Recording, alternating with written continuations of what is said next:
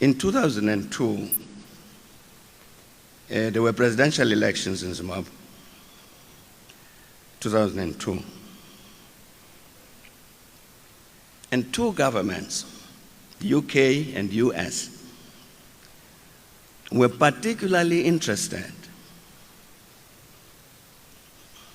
that President Mugabe should not run, should no longer serve as president of Zimbabwe. And so they contacted us to make this proposal. A way must be found to make sure that he doesn't run. If not, if he runs, then he must only be in power for 6 months and then must resign.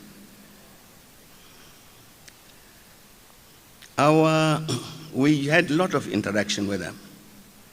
At that time, the Minister of Intelligence here was Lindisi Sulu. And she was the one who was doing the running up and down, talking to these people. In the end, they even proposed, this is a British government under Tony Blair, that they were ready to use force to remove President Mugabe. I've said that before, and Tony Blair said I was not telling the truth. There's a Lord Guthrie, British, who was at that time the Chief of Defense Staff of the United Kingdom Armed Forces. He did an interview for a British newspaper in 2007. And among other things, he said, astonishingly, the subjects discussed with Prime Minister Tony Blair included invading Zimbabwe. He was the Chief of the Defense Staff of the UK.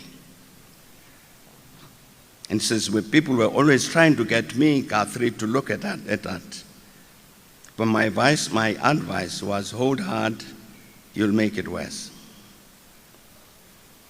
And Blair himself said elsewhere that the reason he could not get rid of Mugabe, which he would have loved to, was because it wasn't practical, since the surrounding African countries maintained a lingering support for him and would have opposed any action strenuously.